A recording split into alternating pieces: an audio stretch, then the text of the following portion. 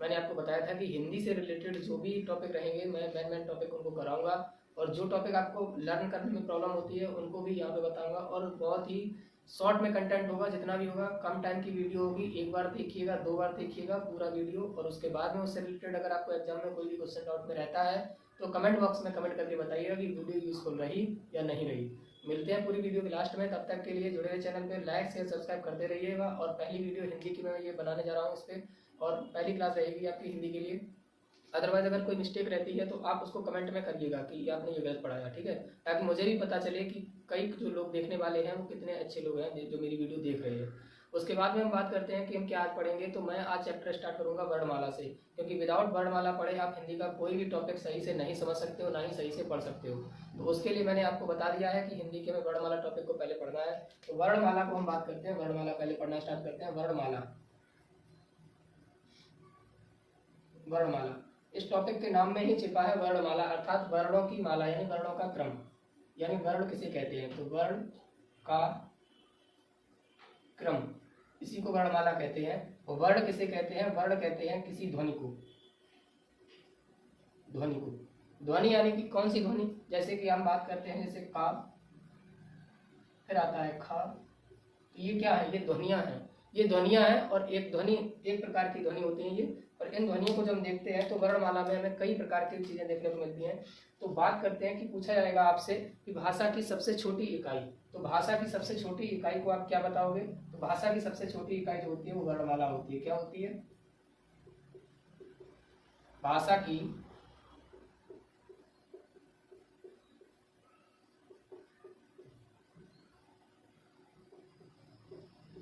भाषा की सबसे छोटी इकाई क्या होगी, वर्णमाला होगी। ठीक, बात करते हैं कि सबसे छोटी इकाई क्या होती है।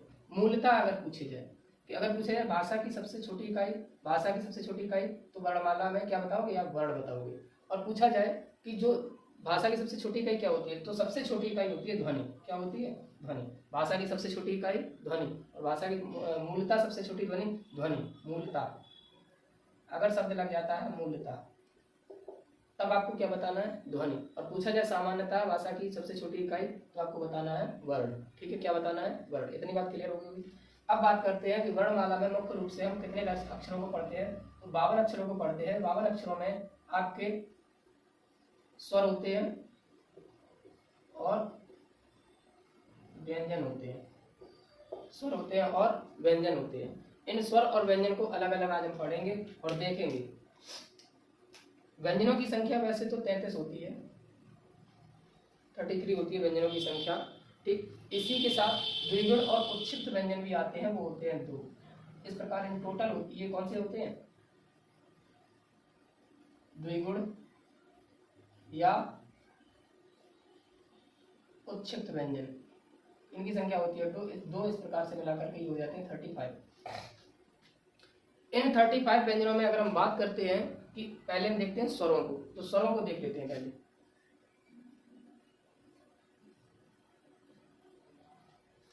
स्वर जो आपसे अगर पूछता है तो स्वर आपसे पूछेगा कि लिखित स्वरों की संख्या बताइए, मौखिक स्वरों की संख्या बताइए, उच्चारण की दृष्टि से स्वरों की संख्या बताइए, कुल स्वरों की संख्या बताइए। तो इस प्रकार से जब आपसे क्वेश्चन पूछता है तो आपको घबराना नहीं है, बहुत ही आसान सी भाषा में देना है जवाब। जब आपसे पूछा जाए लिखित,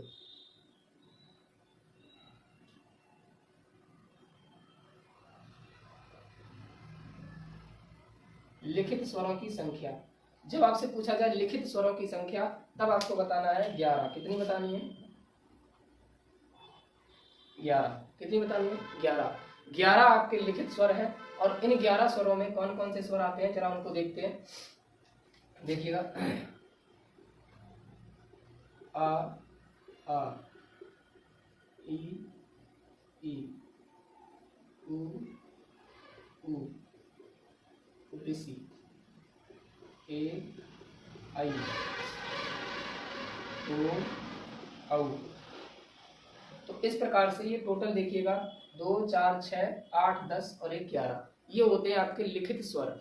अब आपसे पूछ ले अगर कि मौखिक स्वरों की संख्या बताइए,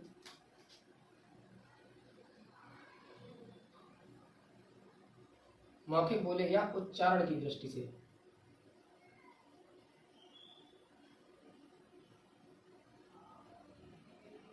उच्चारण की दृष्टि से स्वरों की संख्या बताइए, तब आपको आंसर करना है 10। इसमें आप क्या देखते हैं कि इन 10 स्वरों में से कौन कौन से स्वर आते हैं, तो आप देखते हैं आ इ ई उ ऊ ए ऐ ओ औ। ठीक, यहाँ से आप देखिएगा, यहाँ पर देखिएगा लिखित और मौखिक में एक छोटा सा अंतर देखने को मिल रहा होगा। यहाँ पर आपको ऋषि नहीं है, ये जो है ये हट जाती है। ठीक है, ऋषि हट जाती है यहाँ से, बाद बाकी, क्योंकि इसका उच्चारण देखिएगा कैसे हो रहा है, ऋषि ऋषि ऋषि उच्चारण हो रहा है, और रा आ रहा है, क्या आ रहा है, रा। रा उच्चारण ये कहाँ आता है, ये व्यंजन में आता है। जाहिर सी बात है कि स्वर कितने हैं उच्चारण की दृष्टि से, ये वाले। ठीक है ना, तो इसी के साथ अब हम आगे देखते हैं। मौके हुए उच्चारण में लिखित हो गया। अब आगे देखते हैं, अगर आपसे पूछता है कुल स्वरों की संख्या,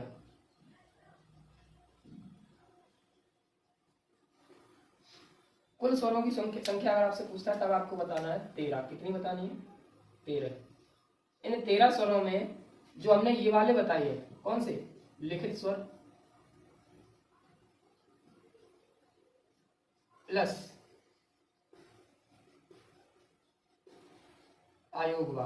अब ये आयोगवा क्या होता है, आयोगवा की संख्या होती है आपकी 2। कितनी होती है, 2। ये आयोगवा में 2 आता है, एक तो होता है अंग और एक होता है आहा। ठीक, इस अंग और आहा, इस अंग को बोलते हैं अनुस्वर। क्या बोलते हैं,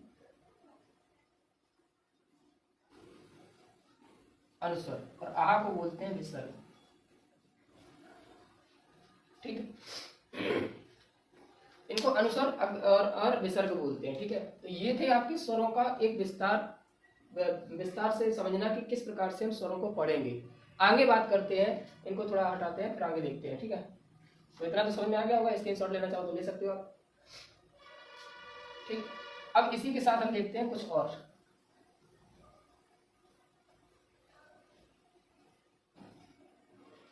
स्वरों की अगर हम बात करते हैं, तो कुछ स्वर ऐसे होते हैं जिनको उच्चारण की दृष्टि से अलग अलग पढ़ा जाता है, पूछा भी जाता है। पूछा जाता है अग्रस्वर, ये जीव के उच्चारण की दृष्टि से है। कैसे है, जीव की उच्चारण स्थिति के अनुसार अग्रस्वर होता है, मध्य स्वर होता है, और आपका फर्स्ट स्वर होते हैं। ठीक है, देखो अग्र स्वर में अगर हम बात करते हैं, तो अग्र का मतलब होता है जिनका उच्चारण आगे से हो, जीभ से। तो आगे का मतलब किससे होगा, देखो अग्र स्वर में आ जाएगा आपका ई, ए, आई। ये देखो कहीं ना कहीं अगर आगे से उच्चारण हो रहा होगा इनका, जब आप उच्चारण करेंगे शुद्ध उच्चारण, तो जिह्वा का आगे से उच्चारण इनका करवाती है जिह्वा, और इसी प्रकार इनको अग्र स्वर कहा गया है। मध्य स्वर में आपका एक ही अक्षर आता है जिसको बोलते हैं छोटा आ। छोटा आ को मध्य स्वर में रखा गया है। छोटा आ को कहाँ रखा गया है, मध्य स्वर में। ठीक है, मध्य स्वर के बाद अब हम बात करते हैं पश्च स्वर की। तो पश्च स्वर में अब बचा क्या है, आ बचा है आपका। ठीक, और एक बचता है आपका पश्च स्वर में ऊ, और बचता है बड़ा ऊ, और बचता है ओ, और एक बचता है आपका औ। ठीक, ये आपके पश्च स्वर में बचते हैं। तो इस प्रकार से भी आपसे क्वेश्चन पूछता है, आप अलग भ्रमित ना हो कि चीज क्या पूछ रहा है। पूछता हो वही है घुमा फिरा करके, बस आपको उच्चारण सही करना आना चाहिए। अगर आपसे पूछता है अग्र स्वर तो ई, ए, ऐ। पूछता है मध्य स्वर, छोटा आ। पूछता है आपसे पश्च स्वर, तो छोटा आ के बाद जो बचा हुआ जितने भी है, आप केवल अग्र और पश्च को याद रखिए, शेष को मध्य, अग्र और मध्य को याद रखिए, शेष को पश्च में पटक दीजिएगा, आगे काम खत्म। तो ये तो जीवा के आधार पर थे। कैसे थे ये, जीवा के आधार पर। अब हम बात करते हैं कैसे, ओष्ठ के आधार पर। ओष्ठ देखते हैं,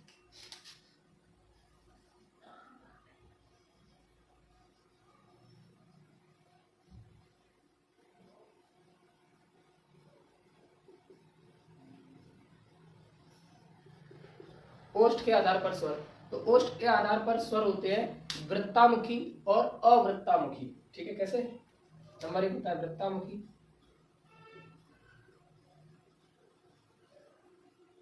नंबर 2 होता है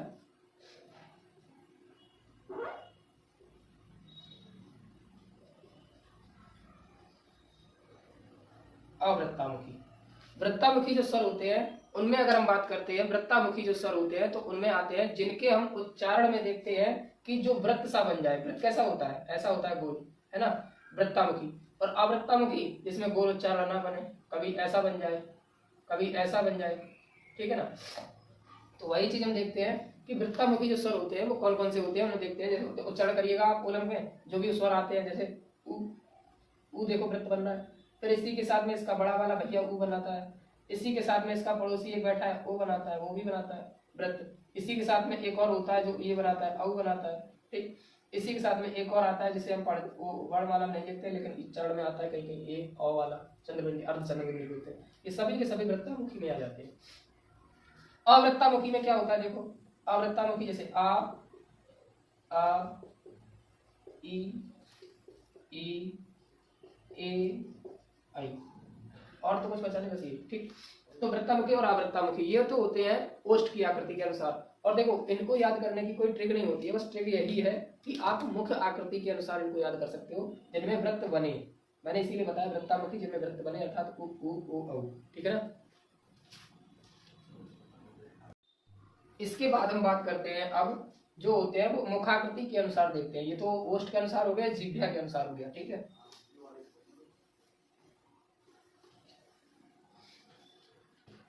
अब हम बात करते हैं मुखाकृति के अनुसार, और मुखाकृति के आधार पर स्वरों का स्थान देखते हैं। मुखाकृति,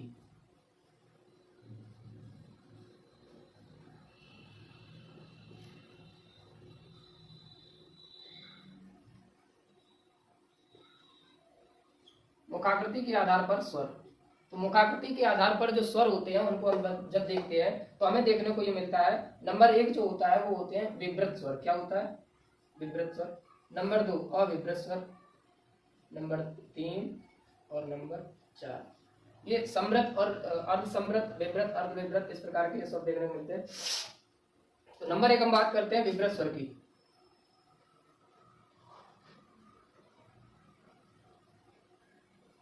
विवृत स्वर के साथ साथ हम देखते हैं अर्धविवृत, अर्धविवृत स्वर, ठीक। इसी के साथ हम देखते हैं समृत स्वर, समृत स्वर। फिर हम देखते हैं इसके बाद में अर्धसमृत, अर्धसमृत स्वर। आप समझ जाइएगा ये समृत लिखा है, विवृत लिखा है। इसी के बाद हम जब बात करते हैं तो इनमें अक्षर कौन कौन से आते हैं, इनमें वर्ण कौन कौन से हैं, तो देखिएगा विवृत की जब बात करता है तो विवृत यानी ऐसा जो व्रत के समान बने भी और ना भी बने, अर्थात विवृत कौन सा है, बड़ा आ, ठीक। अब अर्धसमृत में अगर विवृत में ये आ गया तो अर्धविवृत में कौन कौन से आता है, तो इसी का छोटा भैया आ, और एक आती है ए बड़ी वाली, और एक आता है औ, ठीक। ये तो आते हैं अर्धविवृत में। इसी के बाद हम बात करते हैं समृत स्वर। समृत में कैसा है, ई उ और उ, दो सॉरी छोटा पहले बना, कोई बात नहीं, आगे पीछे हो गया, ई उ, ठीक है, ये समृत में आते हैं। अच्छा अर्धसमृत अब कौन बचा, अब बचता है ए और बचता है उ, ठीक। बात बाकी तो हो ही चुका। हाँ, तो ये तो थे विवृत स्वर, अर्धविवृत स्वर, समृत स्वर और अर्धसमृत स्वर। इन्हीं को जब हम देखते हैं तो कैसे याद रखेंगे, देखो आपको याद नहीं रखना है, बस इनको थोड़ा लॉजिकली फिट रखिएगा दिमाग में। विवृत आपको याद हो जाएगा, एक ही अक्षर है, बड़ा, काम खत्म। अर्धसमृत में आज याद रखिएगा छोटी ए है और छोटा उ है। या तो आप छोटे छोटे वाले याद रख लो या आप बड़े वाले याद रख लो, तो छोटे वाले याद बने रहेंगे। बड़े वाले कैसे याद रखना है, अर्धविवृत और समृत स्वर। अर्धविवृत में क्या आएगा, अर्धविवृत आधा व्रत भी बने और ना भी बने, जैसे अ, देखो अ अर्धविवृत बन रहा है, ए आई आई आई बोलिएगा, इसको आई बोलते हैं, इसको औ बड़ा औ, ये ओ नहीं बोलते, इसको औ, यानी अर्धविवृत, व्रत भी बन रहा है लेकिन आधा। समृत स्वर यानी व्रत बनने की कोशिश करता है, जैसे ई उ ऊ, ये छोटा इधर लिखा है बड़ा इधर लिखा है इसलिए, तो उ यानी कि अर्धसमृत और समृत स्वर, यानी ये व्रत के कुछ समान बनते हैं और ये व्रत के जैसे बनने की कोशिश करते हैं। तो आपको यही एक तरीका है और कोई तरीका नहीं है, 4 बार लिखकर याद करिएगा, अपने आप याद हो जाते हैं, ठीक। अब हम बात करते हैं कि उच्चारण के आधार पर, उच्चारण के स्थान के आधार पर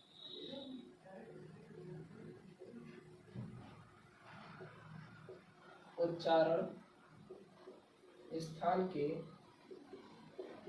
आधार पर स्वर। उच्चारण स्थान के आधार पर स्वर की हम बात करते हैं तो होता है अनुनासिक स्वर। अनुनासिक स्वर क्या होता है देखिएगा,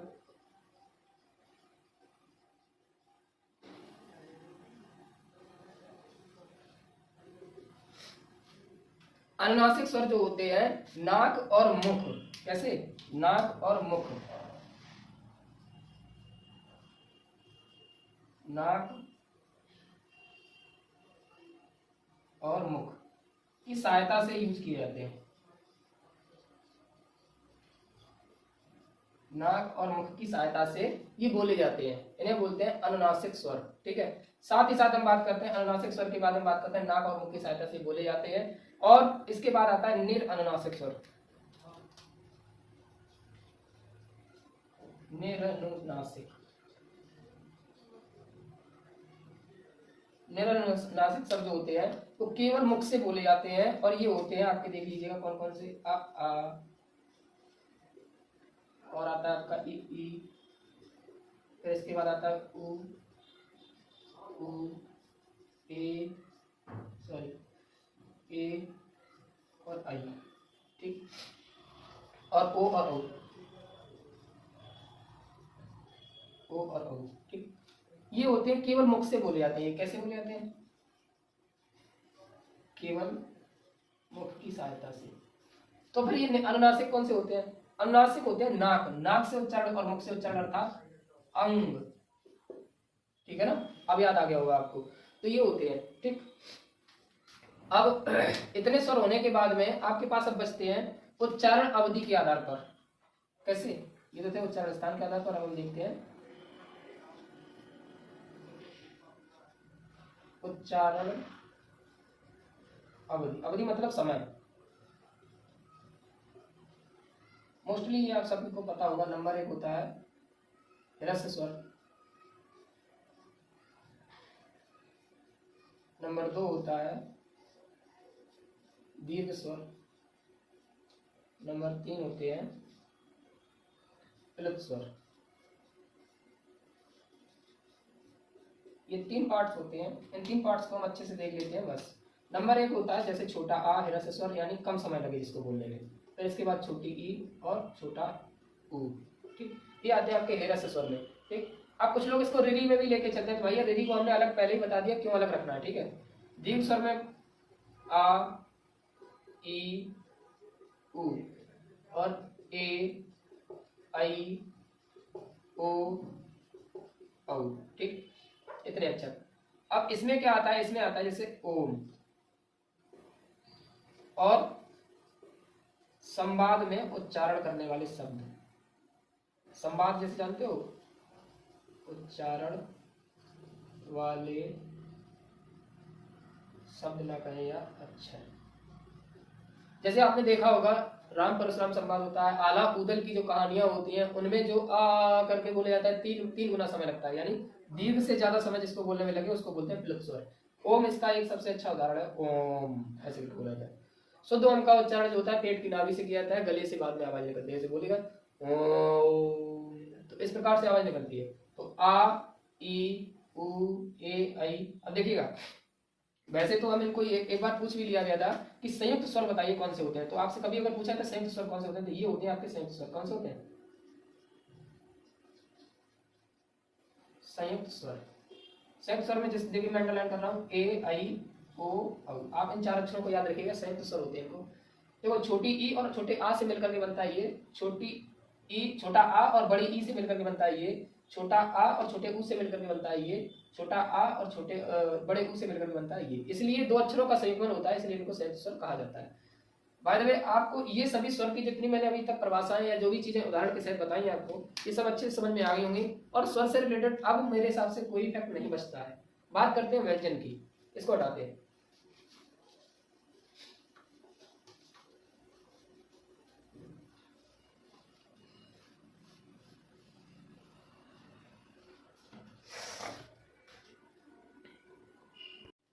हाँ तो दोस्तों बात करते हैं व्यंजन की। तो व्यंजन हम देखते हैं व्यंजन क्या होते हैं, कितने होते हैं व्यंजन। व्यंजन, इन व्यंजनों की हम बात करेंगे तो व्यंजनों की वैसे तो कुल संख्या हमने अलग अलग भागों में बांट के पढ़नी है, तो व्यंजन जैसे हम देखते हैं तो कुछ 25 व्यंजन है, कितने 25, इनको बोला जाता है वर्गीय, वर्गीय। और इन्हीं को स्पर्श व्यंजन भी बोलते हैं। क्या बोलते हैं? स्पर्श।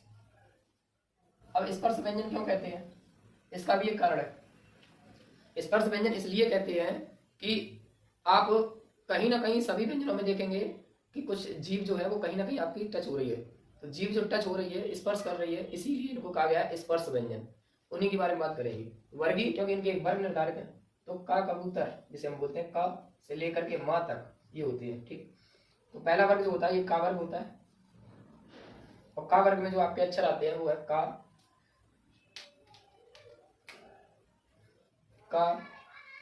खा, ग, घ और इया। ठीक है, इसके बाद में हम बात करते हैं का वर्ग के बाद में जो आता है वो आता है आपका चा वर्ग। इस चा वर्ग की अगर हम बात करें तो देखते हैं चा, छा, जा, ठीक है, चा, छा, जा, झा, झा और जिया, जैसे इया बोलते हैं। ठीक है, अब आता है चा, छा के बाद टा वर्ग।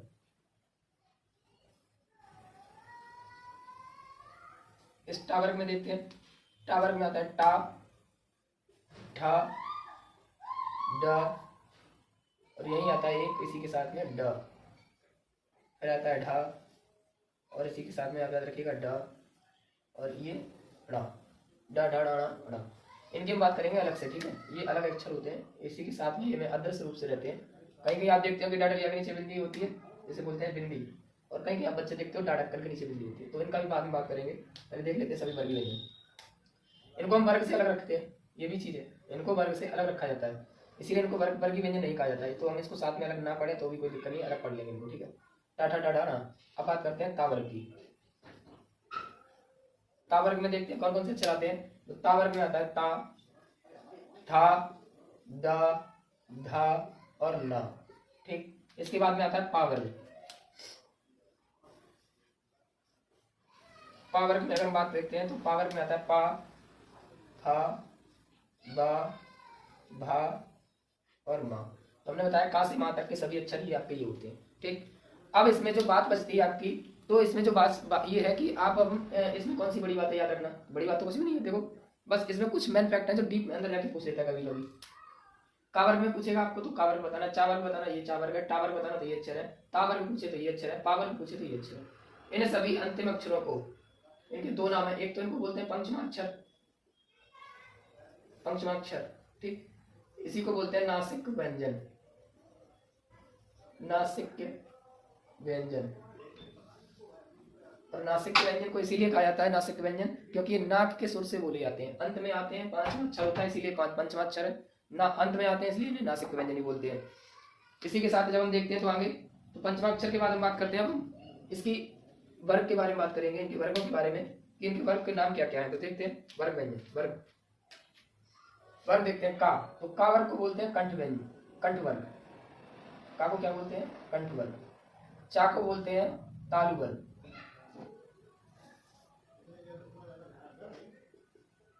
तालु वर्ग। टा को बोलते हैं मूर्धा, मूर्धा। और ता को बोलते हैं दंत, और पा को बोलते हैं ओष्ठ। बस इतना आपको याद रखना है। पा को क्या बोलते हैं? ओष्ठ। ठीक, अब याद कैसे रखना है? आप देखिएगा ये व्यक्ति का मुंह होता है, जैसे ये मुंह है, ये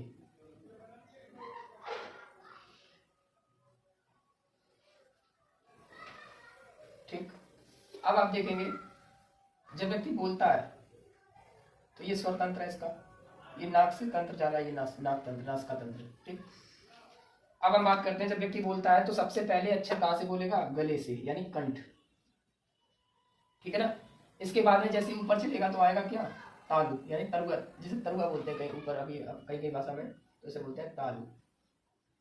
इसके बाद में यहाँ जब व्यक्ति के दांत होते हैं, दांत, और ये तालु जो होता है इस क्षेत्र का, ये जो तरुआ, इनके जो दांत जो हम जीभ टच करते हैं, तो तालु और दांत के ऊपर का जो हिस्सा है, अपने अपनी जीभ लगाइएगा, ऊपर समझ में आ जाएगा। इसी को बोलते हैं मूर्धा, मूर्धा।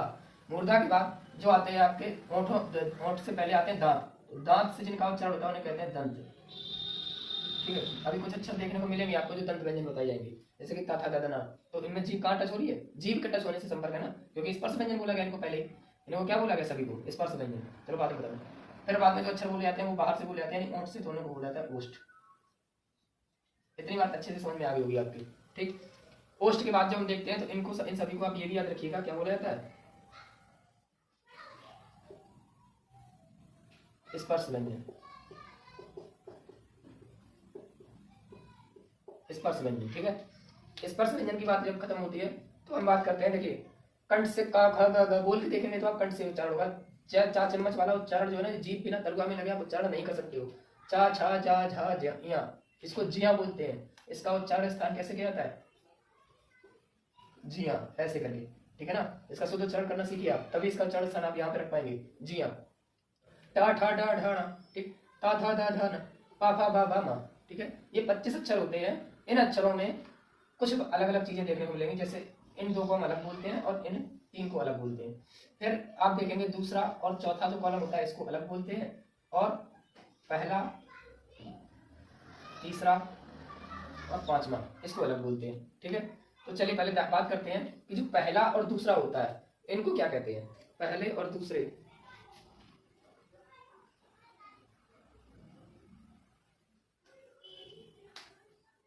पहले और दूसरे। तो पहले और दूसरे की अगर हम बात करते हैं तो इन दोनों की बात करते हैं, यानी इस वाली लाइन की जो हम लोग खींच रहे हैं ना, इसको देखना ध्यान से, इस भाग को, इसके सहारे जितने भी अक्षर लिखे हैं और इस वाले भाग के, इन दोनों अक्षर को बोलते हैं, आगे के अक्षर हैं इसीलिए क्या बोलते हैं? अघोष। क्या बोलते हैं? अघोष, ठीक है। अंत के जो अक्षर तीन है, अंत की जो तीन लाइन है, यानी देखो लाइन से आप समझो, चलो लाइन से अच्छे से समझ में आ जाएगा। पहली, दूसरी, तीसरा, चौथा, पांचवा, ठीक है। तो इसको साफ करते हैं, सीधा लिखते हैं, एक और दो इनको कहेंगे क्या? अघोष।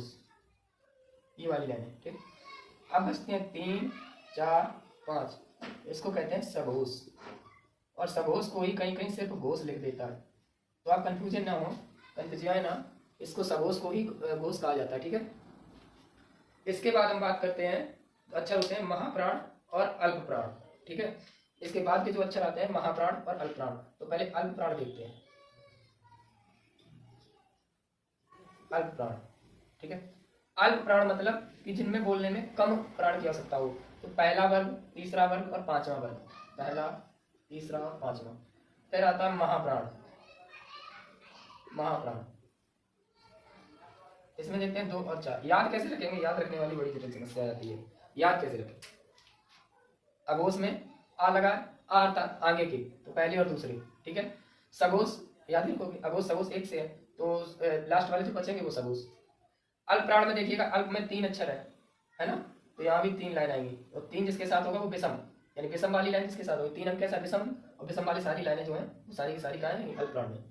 महाप्राण, महा में देखिए 1 और 1, ये 2 ही अक्षर तो है, 2 से स्टार्ट करना है, और 2 के बाद सम कौन सा मिलेगा? 4 के बाद कोई सम है ही नहीं, तो महाप्राण, अल्प प्राण, महाप्राण, अघोष, सघोष। अच्छे से पता चल गया होगा आप किसे कहते हैं, ठीक है। आगे देखते हैं, इसी की हम बात करते हैं जो हमने बताए थे अभी, यहाँ पर जो 2 अक्षर निकल के आए थे, डा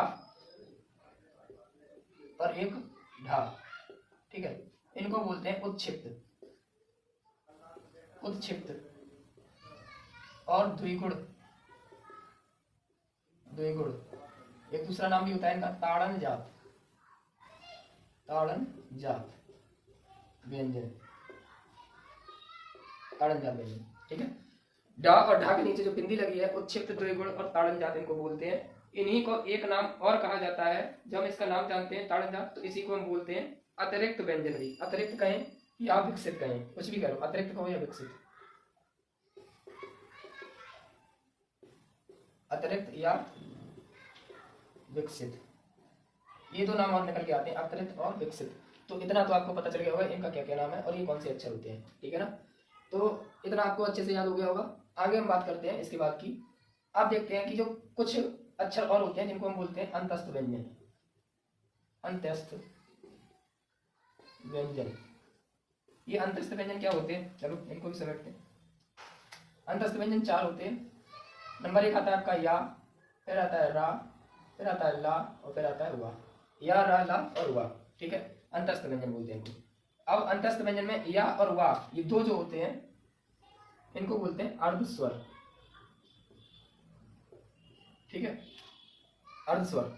इनको या और वा को देखो, आपने संधि पढ़ी होगी, संधि जो पढ़ी होगी आपने, तो उसमें जो संधि में एक संधि पढ़ाई जाती है यड़ संधि, उसमें जब देखते हैं तो या आता है, तो यड़ जो संधि है उस स्वर संधि का ही उदाहरण है। तो जब स्वर संधि का उदाहरण है तो इसको भी कहीं ना कहीं स्वर कहा जाएगा। तो क्यों कहा जाएगा, क्योंकि ये व्यंजन में लिखा जाता है तो इसलिए ये आधा स्वर है, अर्थात अर्ध स्वर। इसी प्रकार वा का भी है, ठीक है। तो अब बचता है आपका रा और ला।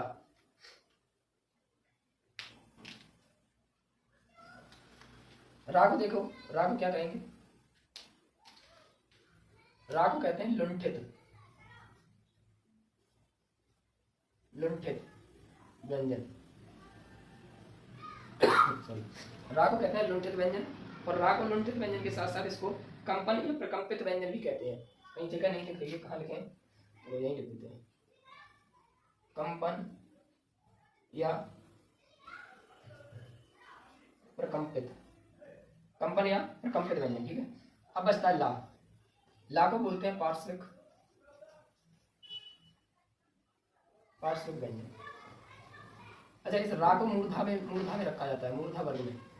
रा का जो उच्चारण होता है रा, तो इसको मूर्धा व्यंजन की श्रेणी में रखा जाता है। रा को पूछ लेगा तो मूर्धा बताना है आपको, ठीक है। ला को बोलते हैं पार्श्विक व्यंजन। ला को क्या बोलते हैं, पार्श्विक व्यंजन। ला को पार्श्विक व्यंजन बोलते हैं। और इसका एक नाम और होता है, इसको बोलते हैं वर्ष व्यंजन।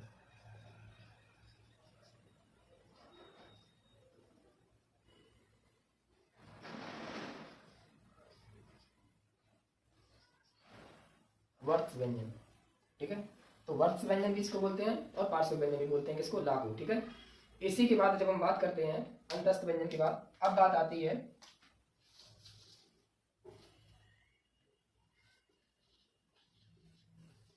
संघर्षी व्यंजन जिसे बोलते हैं, या कहें ऊष्म व्यंजन। तो सीधा सीधा लिखते हैं ऊष्म या संघर्षी व्यंजन, ठीक है। ये अक्षर होते हैं 4, कितने होते हैं, 4। कौन कौन से होते हैं जरा देखते हैं। सा, शा, शा, हा, ठीक है। ये 4 अक्षर होते हैं। इनको ऊष्म इसलिए कहा जाता है क्योंकि इनके उच्चारण में ऊष्मा का बाहर निकलना होता है, उच्चारण में ऊष्मा निकलती है। आप इनको बोल के देखिए, खुद ही से आपको पता चलेगा। इस ऊष्मा जब बाहर निकलेगी, इसको ऊष्म व्यंजन या संघर्षी व्यंजन, जैसा कि हमने बताया। तो संघर्ष हो रहा है बोलने में, वैसे ही आवाज आती है, संघर्ष ऐसा लगता है। तो देखते हैं इनको क्या कहते हैं। हा का नाम आपको पता नहीं होगा तो चलिए लिख लीजिएगा, काकल्य व्यंजन इसको कहते हैं, काकल्य, ठीक है। काकल्य व्यंजन हा को कहते हैं। इस सा को बोलते हैं मूर्धा,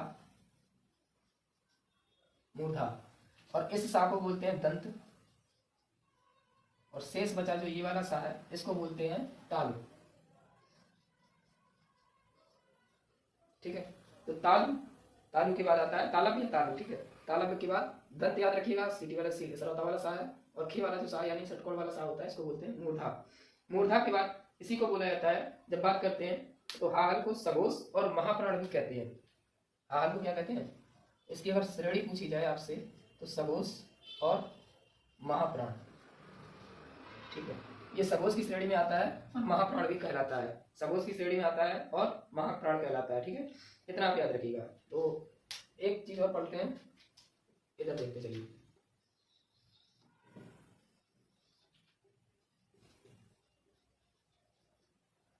संयुक्त व्यंजन। संयुक्त व्यंजन में कौन कौन से आते हैं, इसमें भी 4 अक्षर हैं, छ, प्रक, ज्ञा और श्री वाला श्रव, ठीक है, श्रवण वाला। इनको संयुक्त क्यों कहा जाता है, क्योंकि ये दो अक्षरों से मिलकर बने होते हैं, ठीक है। तो 2 अक्षर कौन से हैं, एक तो ये बनता है आधा का और सीटी वाला सा, ठीक है। इस का के नीचे जो ये लगा हुआ है डैश, इसको बोलते हैं हलंत। क्या बोलते हैं इसको, हलंत। और इसका जो संयुग्मन होता है, ये षटकोण वाले सा के साथ ही होता है, ठीक है, का संयुग्मन, तब जाकर के छत्री बनती है। इसी प्रकार जिस पर त्रा है तो पहला अक्षर कैसा बनेगा, आधा, इसके नीचे जो लगा है आधा, और पूरा अक्षर लास्ट वाला। इसी प्रकार ज्ञा का जो है, तो जो ज्ञा ज्ञानी बनती है इसको बोलते हैं जिया लास्ट में, ठीक है। तो पहले वो बनेगा जिया यानी जिया, और फिर आएगी इया, ऐसे, ठीक है। इसी प्रकार श्रवण वाले स्रा में पहले सा और फिर रा। ठीक, इनके दो अक्षरों के मिलने से ये बन रही है। ठीक है, आशा करते हैं ये समझ में आ रही होगी आपके साथ साथ। ठीक है, और अगर इसमें कोई डाउट रहता है तो आप कमेंट बॉक्स में कमेंट करिएगा। वैसे तो मैंने कोई डाउट छोड़ा नहीं कि आपको कहीं भी वर्णमाला में कोई भी डाउट रहे। ठीक है, समझ में अच्छे से आ रहे होंगे, अलग अलग मैंने कर दिए देखो। ठीक है, कच्छा छतरी का से सा, त्रा का ता से रा, ज्या का जा से ज्या या, और सरा का सा से रा। ठीक, इनको जब हम बोलते हैं इनको संयुक्त व्यंजन इसीलिए कहा था क्योंकि ये दो अक्षरों से मिलकर के बने होते हैं। हमने बताया था उसमें या संघर्षी व्यंजन कहें तो ये होते हैं आपके चार। कौन कौन से, ये बताया सा सा सा और हा। हा को बोलते हैं काकल सगोस और महाप्राण। सा को बोलते हैं मूर्धा। इस सा को बोलते हैं दंत। दंत से कैसे याद रखें, दांत देखो इसको मुंह को जोड़ते हैं ना दांत, तो ये भी कहीं ना कहीं जोड़ रहा है बीच में, इस प्रकार याद रखिए दंत। शेष बचा से तालु, नहीं याद रखते तो यहाँ लिख लीजिएगा। मूर्धा में आता है आपका सा, तालु में आता है आपका ये वाला सा, और दंत में आपका आता है ये वाला सा। ठीक, यहाँ आप लिख लीजिएगा, ये वर्ग व्यंजन के सामने आप लिख लीजिएगा। ये पूरा आपका हो जाता है। अभी इसमें कुछ और जैसे कि देखते हैं, कुछ आपने देखा होगा कि जो व्यंजन होते हैं उनके अगर आपसे ये पूछ ले कि जो कुछ प्रकार ऐसे व्यंजन होते हैं जो बाहर से लगते हैं, जैसे कि ये कभी हमने पढ़े ही नहीं है। जैसे आपने देखा होगा जहाज, इसके नीचे ऐसे लगा आपल, इसके नीचे ऐसे लगा। ठीक है, बिंदी। तो इन जो बिंदियां होती हैं इनको कहते हैं नुक्ता। ठीक है, और ये विदेशी अक्षर होते हैं, ये अरबी भाषा से आए हुए अक्षर हैं, अरबी भाषा से आए हुए अक्षर हैं, और ये विदेशी कहलाते हैं, विदेशी। इनको आगत अक्षर भी बोला जाता है। क्या बोला जाता है, आगत अक्षर। ठीक है, आगत अक्षर कौन से, जो ये नीचे बिंदी लगी होती है, कहीं आपने देखा होगा। जैसे काजल, काजल जब शब्द लिखा जाएगा तो उसके जा के नीचे बिंदी लगी होगी। इसी प्रकार से एक और अक्षर आता है जो ये लिखते हैं, इस प्रकार से लिखा जाता है और, इसको भी बोला जाता है आगत। क्या बोला जाता है, आगत, आगत अक्षर। ठीक है, आगत अक्षर की बात अगर हम बात करते हैं और इसमें नुक्ता लगाता है, ये तो आपको जानेंगे, और कुछ आपसे इसमें छूटा नहीं है। अच्छा, एनसीईआरटी के अनुसार अगर टोटल वर्णों की संख्या अगर आपसे पूछ ले, या लिख लो टोटल व्यंजन यानी कुल,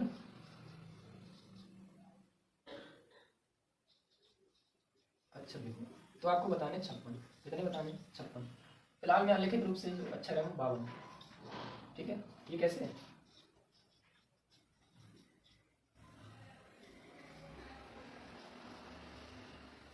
वर्तमान की लिपि में उपयोग होने वाले ये अक्षर। ठीक है, आशा करते हैं आपको बहुत ही कम समय में और ज्यादा से ज्यादा समझाने की कोशिश की है। इससे ज्यादा मुझे नहीं लगता वर्णमाला में आपसे कुछ पूछेगा। स्वर और व्यंजन मिलाकर के आपकी पूरी क्लास कंप्लीट होती है। आपको ये कम से कम समय की एक रिवीजन क्लास होगी, या आप यूँ कहें कि एक पूरा टोटल कोर्स की क्लास है। आपने इससे पहले अगर कहीं पढ़ रखा है तो आप इसको अच्छे से रिलेट कर रहे होंगे, नहीं पढ़ रखा है तो मैंने बहुत ही स्लो मोशन में और अच्छे से एक एक चीज़ समझाने की कोशिश की है। सबको समझ में आ गया होगा। बारे अगर कुछ डाउट रहता है तो आप कमेंट बॉक्स में कमेंट करिएगा। ठीक है, और मिलते हैं किसी नेक्स्ट वीडियो में। तब तक के लिए जुड़े चैनल के साथ लाइक से सब्सक्राइब करते रहिए, और वीडियो तो आप शेयर करते नहीं हो क्योंकि नए लोग तो कोई जुड़ते नहीं है।